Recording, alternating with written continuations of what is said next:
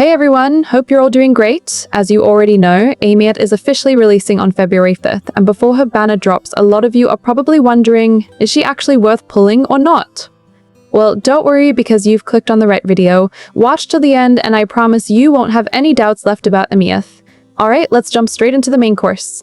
If you're planned to get her or her sequences, I got an excellent platform for you. Loot Bar is a trusted, global top-up platform built specifically for gacha gamers, delivering instant, secure purchases with some of the best deals available. By selecting self-top-up, with your items appearing in your account right away, every single time, new users can grab an exclusive 10% discount coupon, making it even easier to save on your pulls. Loot Bar is widely known for its excellent 5-star ratings and strong creator endorsements, ranging from Jello Impact all the way to Raiden Shotgun. If you're aiming for guaranteed Aemeath or just want a smooth and reliable top-up experience, Loot Bar is an excellent choice. Register now through the pinned comment or the description and start leveling up your account today.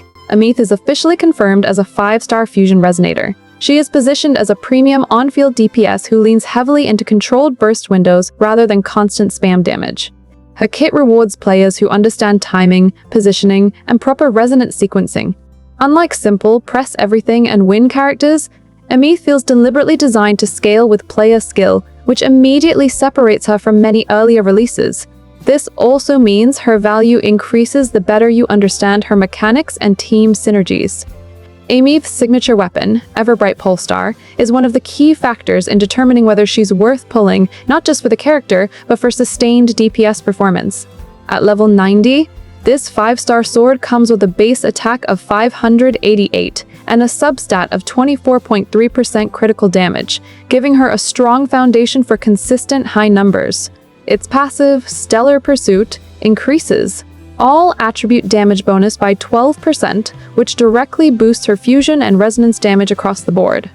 More importantly, when Aemeath inflicts Tune Rupture, shifting or fusion burst on enemies, her resonance liberation damage ignores 32% of the target's defense and 10% of the target's fusion resistance for 8 seconds, making her burst windows hit significantly harder against high defense bosses and elite foes.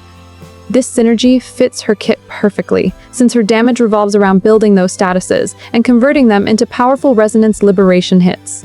Compared to other swords that simply offer attack or crit boosts, Everbright Polestar uniquely enhances the exact type of damage Aemeath deals most, making it a highly worthwhile pull for players planning to use her as a main DPS.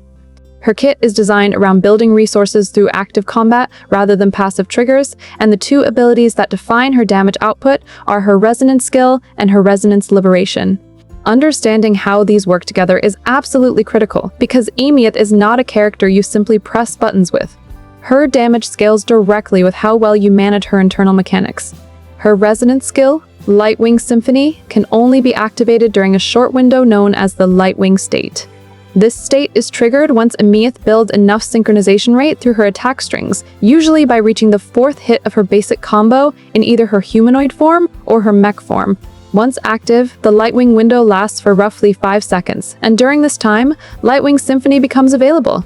When cast, it deals fusion damage that is treated as resonance liberation damage, meaning it benefits from ultimate damage bonuses rather than standard skill modifiers.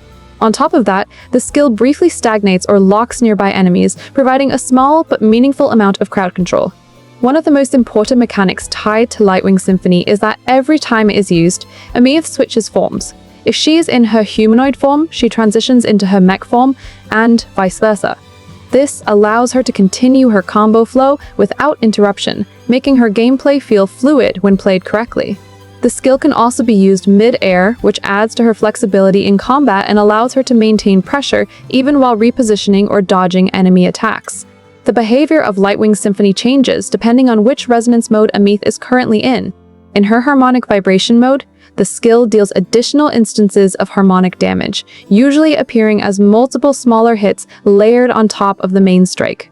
These extra hits apply debuffs that slightly increase the damage enemies take, which makes this mode especially effective in prolonged single-target encounters like boss fights. The longer the fight lasts, the more value this damage amplification provides, especially when paired with teammates who benefit from increased damage windows. In contrast, when Aemeath is in Fusion Burst, also referred to as Implosion mode, Lightwing's Symphony becomes far more explosive. Instead of focusing on sustained damage amplification, the skill detonates implosion stacks that have been built on enemies. Each stack contributes additional damage to the explosion, with leaks suggesting roughly a 10% damage increase per stack on the primary target. What makes this particularly strong is that detonating these stacks does not fully remove pressure, allowing Aemeath to continue building toward another burst window almost immediately. This makes Fusion Burst Mode significantly stronger in multi-target scenarios or fast-paced combat situations. Aemeath's Resonance Liberation is where her damage truly spikes and where most of her kit comes together. When activated, her base ultimate deals a large instance of fusion damage and forces her into mech form immediately. This activation also grants her a special empowered state known as Stardust Resonance, along with a longer release state that can last for up to about a minute. During this release state, Aemeath's overall resource generation is accelerated, allowing her to build synchronization rate and resonance rate much faster than usual. While Stardust Resonance is active, her Lightwing Symphony becomes even stronger. Certain casts may not consume traces, and the damage multipliers are noticeably higher, making this phase ideal for chaining skills and attacks together as efficiently as possible. This part of her kit rewards aggressive, uninterrupted combat, and players who hesitate or disengage too often may struggle to fully capitalize on the buff window. The true payoff comes from Aemeath's ultimate finisher, known as Heavenfall Edict Finale. This enhanced version of her Resonance Liberation can only be triggered when several conditions are met simultaneously. Aemeath must be in her release state, her synchronization rate must be fully capped, and her resonance rate must also be maxed out. Once all of these conditions are satisfied, activating the finisher consumes all stored resources in exchange for an enormous burst of fusion damage. This attack not only deals significantly more damage than her base ultimate, but it also marks the end of her empowered state, resetting her rotation back to the beginning. Although the exact official multipliers for Heavenfall Edict Finale have not been fully published, reliable leaks indicate that its damage scales heavily with resonance chains. At certain chain levels, the ultimate's damage multiplier is increased dramatically, with some effects effectively doubling the final damage output or adding substantial bonuses like increased critical damage or partial defense ignore. This means Aemeath's ultimate damage is not a fixed number, but a culmination of how well her rotation was executed leading up to that moment. Out of Aemeath's 6 resonance sequences, only 3 are truly worth considering, and the rest can safely be ignored unless you are going full whale. The most valuable sequence is Sequence 1. This is the biggest quality of life and consistency upgrade in her entire chain. It improves how quickly Aemeath builds her internal resources during combat, which directly shortens her setup time and lets her reach her damage windows more reliably. In real gameplay, this means smoother rotations, faster access to her Lightwing state, and less downtime between burst cycles. For free-to-play players or light spenders, this is the single best stopping point if you plan to go beyond base copy. The second standout is Sequence 3. This sequence significantly strengthens her Resonance Liberation phase, which is the core of her damage profile. It enhances her empowered release state, making her ultimate window far more lethal and rewarding correct execution. If you care about boss damage, endgame clears, or pushing Aemeath's burst potential, this is the sequence where her damage output noticeably jumps. This one is mainly recommended for heavier investors, but its impact is undeniable. The third and final notable sequence is Sequence 5, which is strictly a high investment upgrade. This sequence heavily amplifies her peak damage during fully optimized burst windows, especially when all conditions for her enhanced Resonance Liberation are met. It does not change how she plays, but it dramatically raises her damage ceiling. This is only worth it for whales who want maximum performance and are already committed to deep investment. All other sequences provide either minor quality of life improvements or marginal damage increases that do not justify their cost.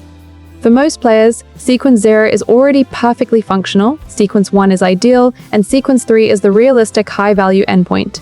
Anything beyond that is luxury, not necessity.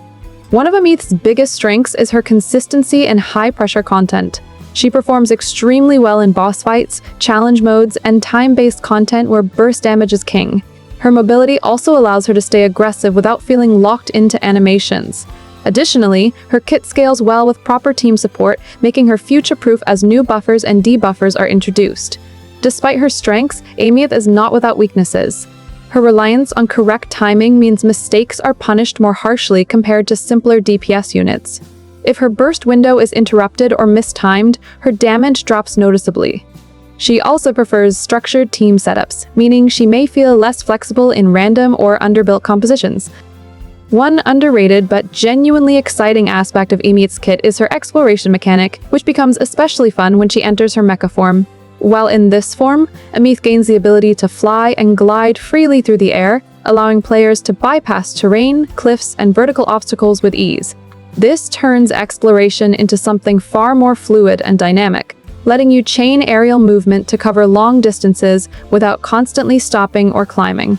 It feels fast, stylish, and incredibly satisfying, especially in large open areas or vertical regions where traditional traversal can feel slow. For players who enjoy characters that don't just shine in combat but also make the overworld more enjoyable to move through, this is a huge plus. Aemeath doesn't just fight differently, she travels differently, and that alone makes her stand out as one of the most exploration-friendly characters in Wuthering waves. A common misconception is that Aemeath will dominate all content equally, which is not entirely true. In fast-paced, mob-heavy scenarios where enemies die instantly, her setup-based damage can feel excessive. Players expecting constant screen-wide clears may initially feel disappointed. However, this is not a flaw. It's simply a result of her being optimized for meaningful encounters rather than trash clearing. Aemeath's true value becomes clear when paired with supports that enhance burst damage, energy generation, or survivability during her liberation window. As the game continues to evolve, characters that synergize with her playstyle will only increase her relevance. This makes her a strong, long-term investment rather than a short-term hype pull. Aemeath is best suited for players who enjoy structured gameplay, burst optimization, and strategic rotations. If you value characters that reward practice and planning, she is absolutely worth considering. However, if you prefer effortless, autopilot DPS units, she may not align perfectly with your playstyle. When evaluating Aemeath, it's important to look beyond raw hype. She is not designed to be universally dominant, but rather exceptionally strong in the right hands. Her kit is cohesive, her damage profile is intentional, and her future scaling potential is solid. For many players, that combination alone makes her banner worth serious consideration. So yeah, I hope you finally got your answer about Aemeath. Now let me know in the comments, how many pulls are you planning for her? If you enjoyed this video, make sure to like it and hype it up, and I'll catch you in the next one.